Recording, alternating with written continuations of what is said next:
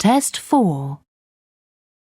You will hear a number of different recordings, and you will have to answer questions on what you hear.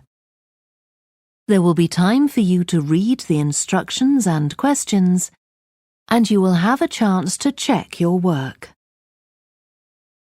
All the recordings will be played once only. The test is in 4 sections. At the end of the test, you will be given 10 minutes to transfer your answers to an answer sheet. Now turn to Section 1. Section 1. You will hear a woman telephoning for information about a festival. First, you have some time to look at questions 1 to 7.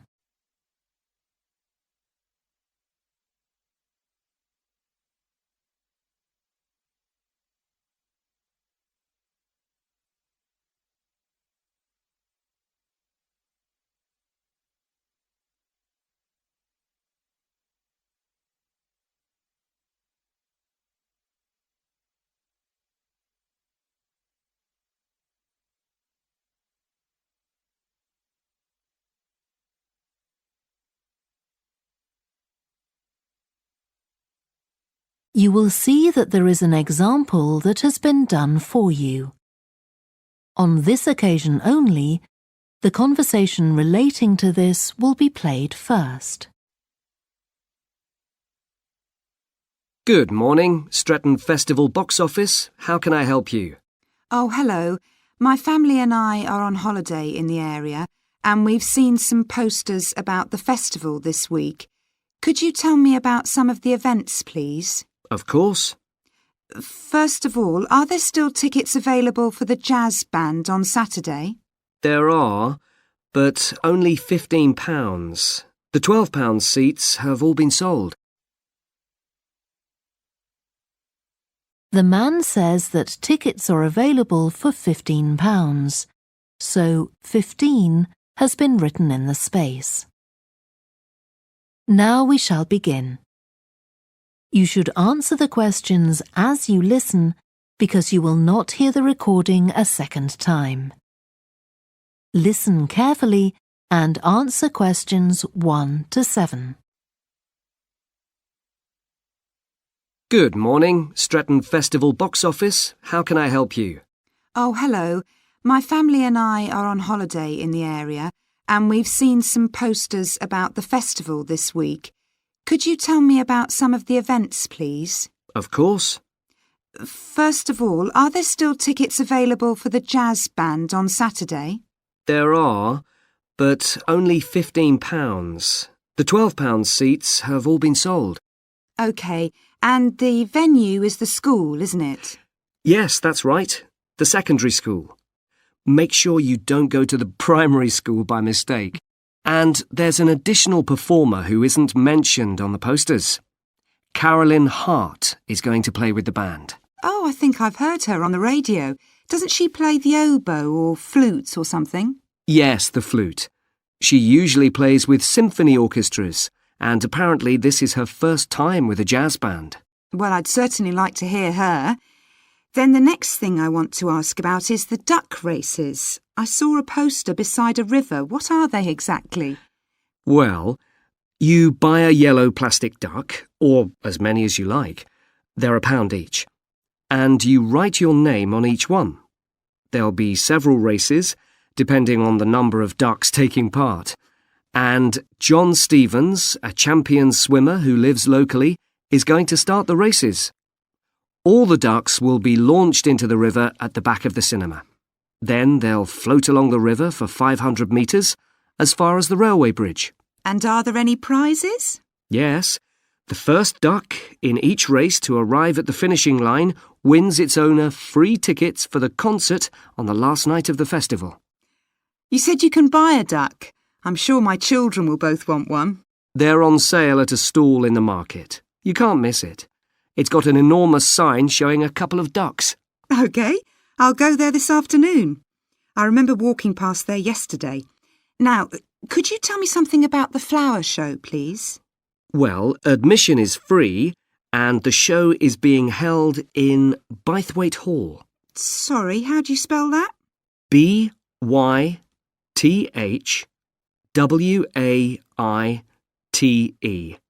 Bythwaite. Is it easy to find? I'm not very familiar with the town yet. Oh, you won't have any problem. It's right in the centre of Stretton. It's the only old building in the town, so it's easy to recognise. I know it. I presume it's open all day. Yes, but if you'd like to see the prizes being awarded for the best flowers, you'll need to be there at 5 o'clock. The prizes are being given by a famous actor, Kevin Shapless. He lives nearby and gets involved in a lot of community events. Gosh, I've seen him on TV. I'll definitely go to the prize giving. Right. Before you hear the rest of the conversation, you have some time to look at questions 8 to 10.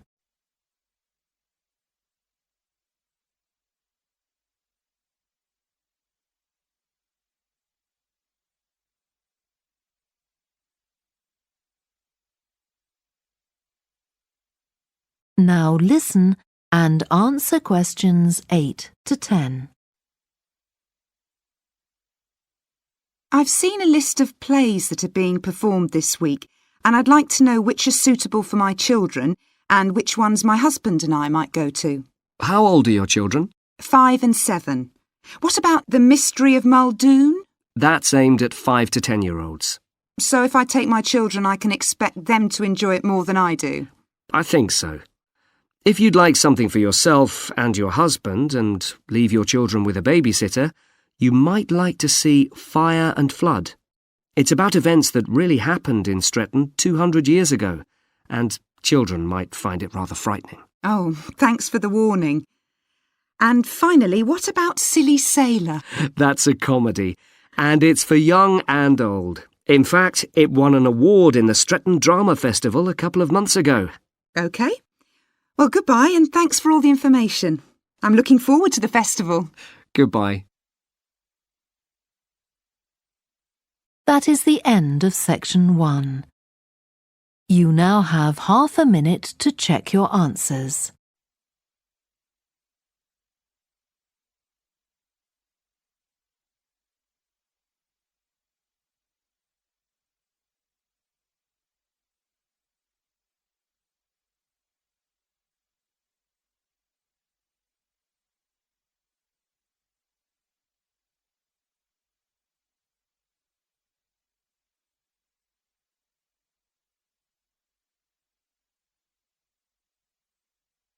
Now turn to section 2. Section 2. You will hear a guide at an art museum talking to a group of visitors. First, you have some time to look at questions 11 to 16.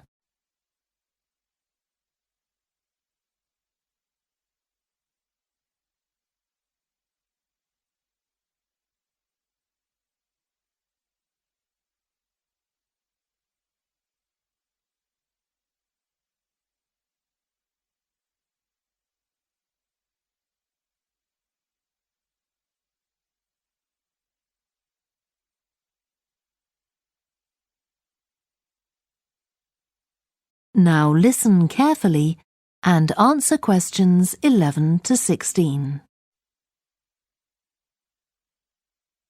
Good morning and welcome to the museum, one with a remarkable range of exhibits which I'm sure you'll enjoy.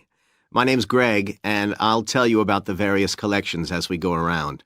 But before we go, let me just give you a taste of what we have here. Well, for one thing, we have a fine collection of 20th and 21st century paintings, many by very well-known artists. I'm sure you'll recognize several of the paintings. This is the gallery that attracts the largest number of visitors, so it's best to go in early in the day before the crowds arrive. Then there are the 19th century paintings. The museum was opened in the middle of that century, and several of the artists each donated one work to get the museum started, as it were. So they're of special interest to us. We feel closer to them than to other works. The sculpture gallery has a number of fine exhibits, but I'm afraid it's currently closed for refurbishment. You'll need to come back next year to see it properly, but a number of the sculptures have been moved to other parts of the museum. Around the World is a temporary exhibition. You've probably seen something about it on TV or in the newspapers. It's created a great deal of interest because it presents objects from every continent and many countries and provides information about their social context, why they were made, who for, and so on. Then there's the collection of coins. This is what you might call a focused specialist collection because all the coins come from this country and were produced between 2,000 and 1,000 years ago. And many of them were discovered by ordinary people digging their gardens and donated to the museum. All our porcelain and glass was left to the museum by its founder when he died in 1878, and in the terms of his will, we're not allowed to add anything to that collection. He believed it was perfect in itself, and we don't see any reason to disagree. Before you hear the rest of the talk, you have some time to look at questions 17 to 20.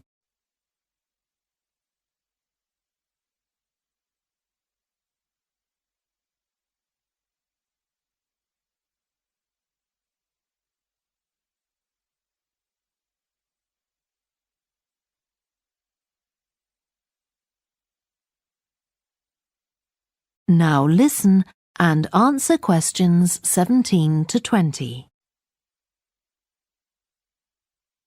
Okay, that was something about the collections, and now here's some more practical information, in case you need it. Most of the museum facilities are downstairs in the basement, so you go down the stairs here. When you reach the bottom of the stairs, you'll find yourself in a sitting area with comfortable chairs and sofas where you can have a rest before continuing your exploration of the museum. We have a very good restaurant which serves excellent food all day in a relaxing atmosphere. To reach it, when you get to the bottom of the stairs, go straight ahead to the far side of the sitting area, then turn right into the corridor. You'll see the door of the restaurant facing you. If you just want a snack or if you'd like to eat somewhere with facilities for children, we also have a cafe. When you reach the bottom of the stairs, you'll need to go straight ahead, turn right into the corridor, and the cafe is immediately on the right. And talking about children, there are baby-changing facilities downstairs. Cross the sitting area, continue straight ahead along the corridor on the left, and you and your baby will find the facilities on the left-hand side. The cloakroom, where you should leave coats, umbrellas, and any large bags, is on the left-hand side of the sitting area. It's through the last door before you come to the corridor. There are toilets on every floor, but in the basement, they're the first rooms on the left when you get down there. Okay, now if you've got anything to leave in the cloakroom, please do that now, and then we'll start our tour. That is the end of section 2. You now have half a minute to check your answers.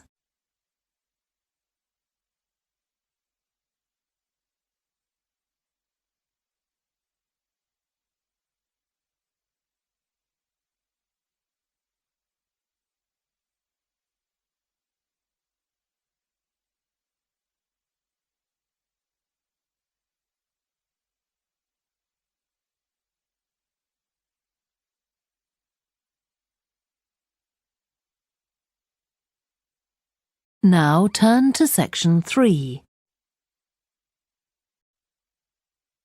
Section 3.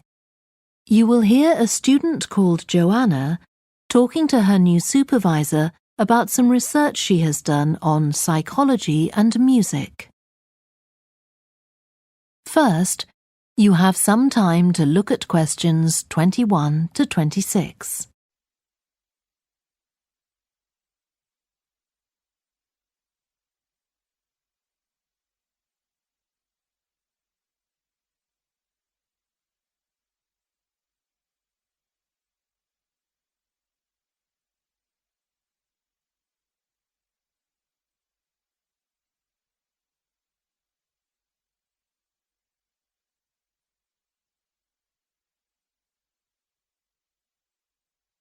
Now listen carefully and answer questions 21 to 26.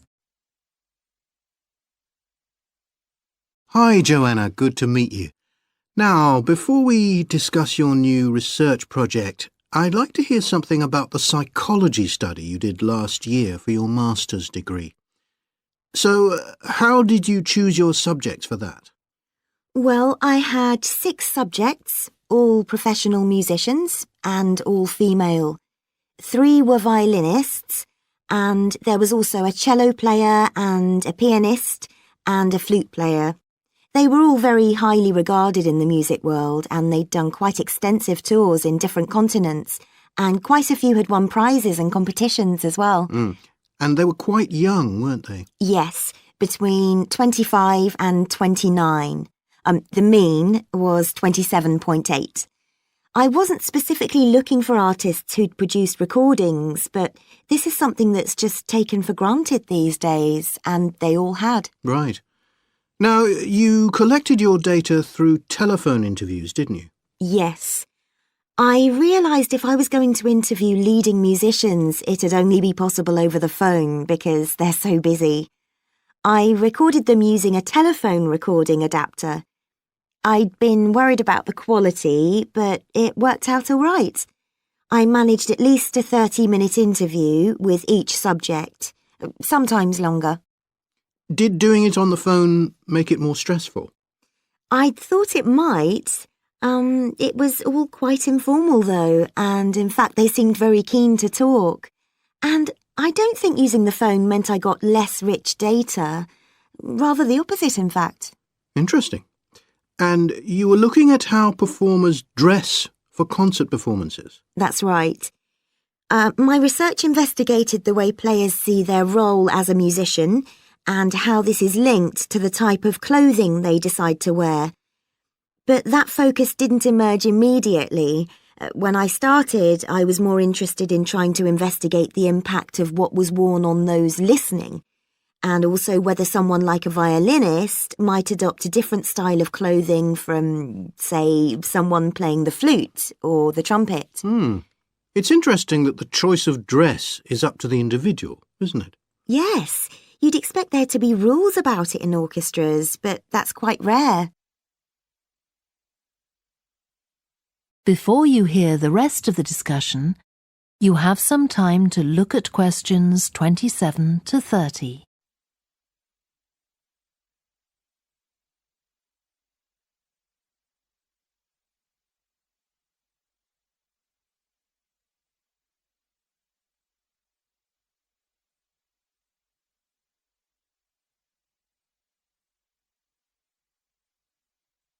Now listen and answer questions 27 to 30.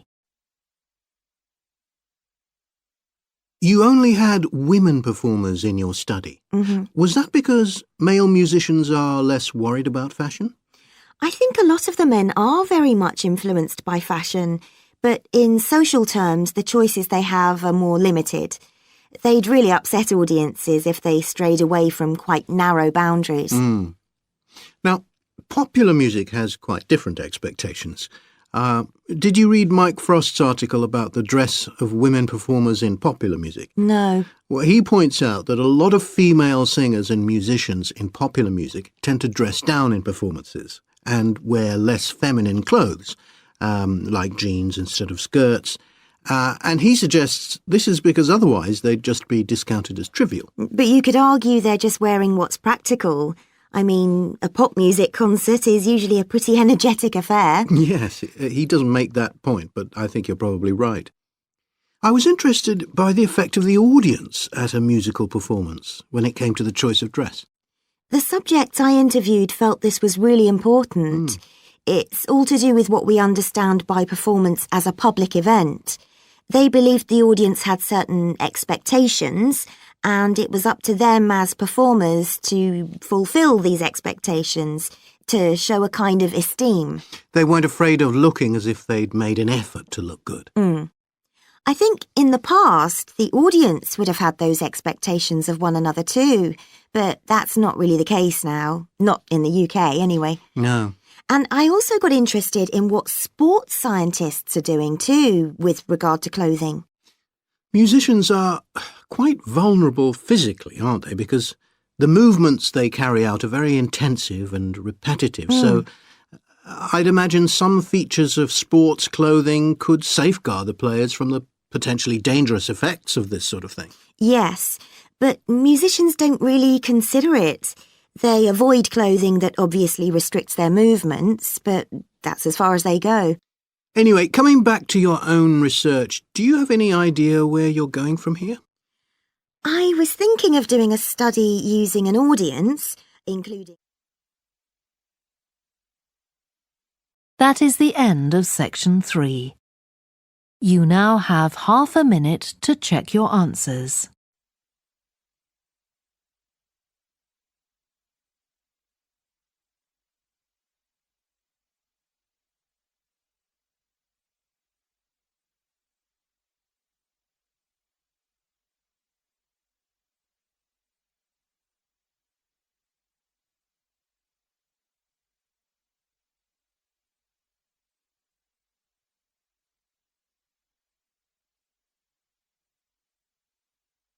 Now turn to section 4.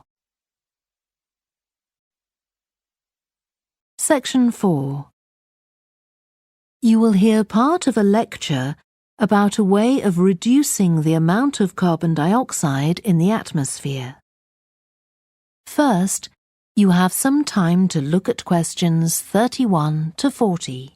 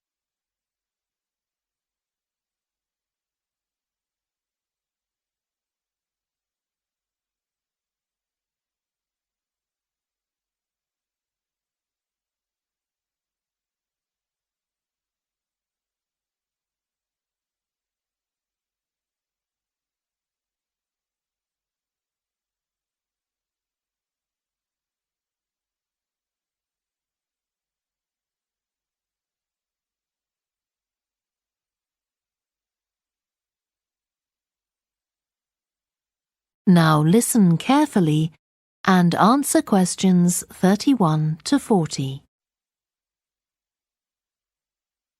As we saw in the last lecture, a major cause of climate change is the rapid rise in the level of carbon dioxide in the atmosphere over the last century. If we could reduce the amount of CO2, perhaps the rate of climate change could also be slowed down. One potential method involves enhancing the role of the soil that plants grow in with regard to absorbing CO2.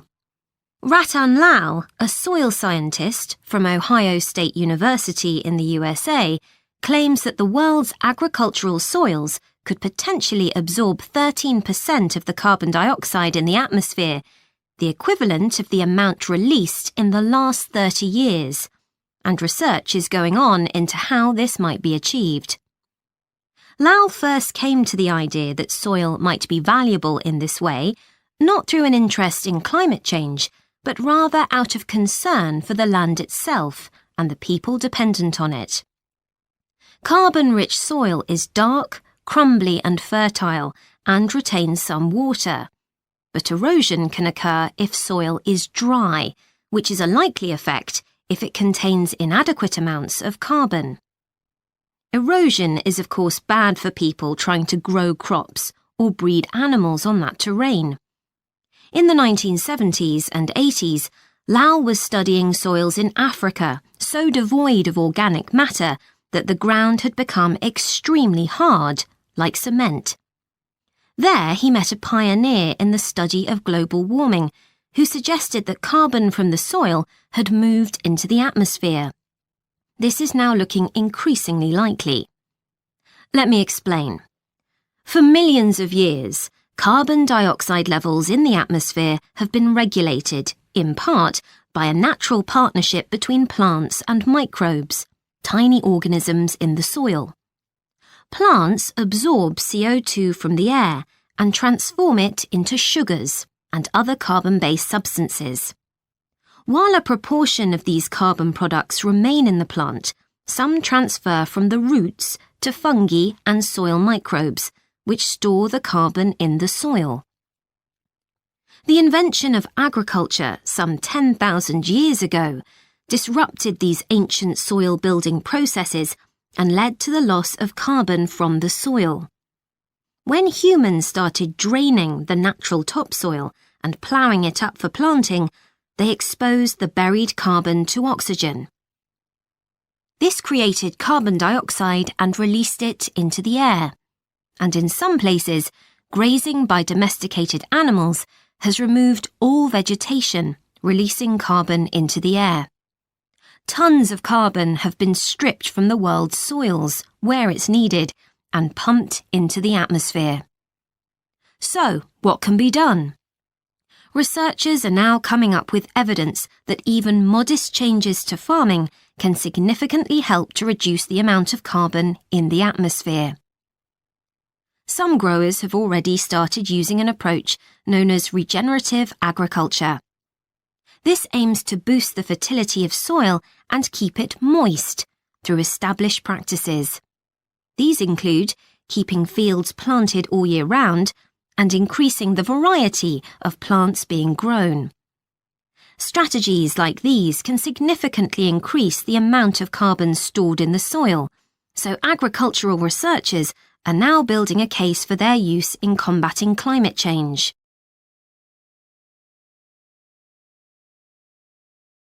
One American investigation into the potential for storing CO2 on agricultural lands is taking place in California.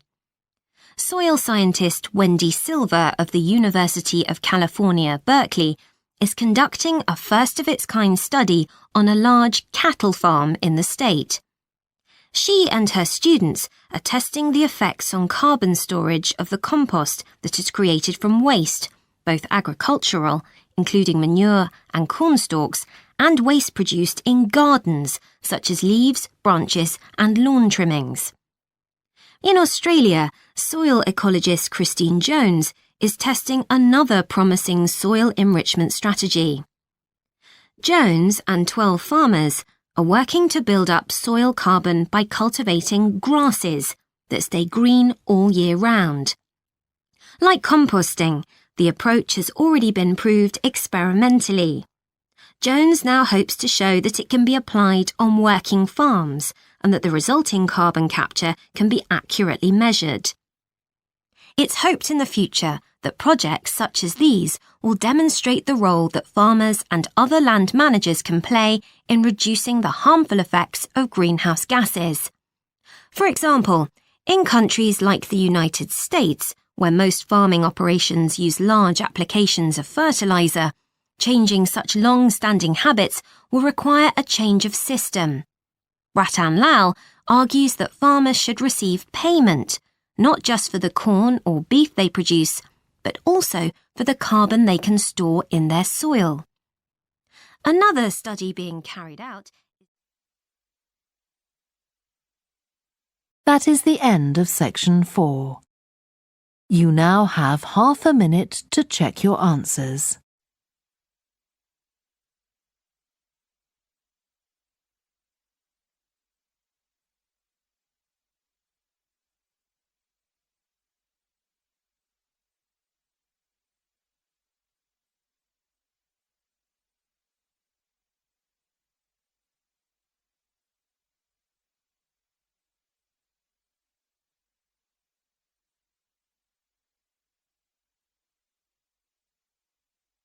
That is the end of the listening test. You now have 10 minutes to transfer your answers to the answer sheet. Please stop writing and wait for your question booklet to be collected.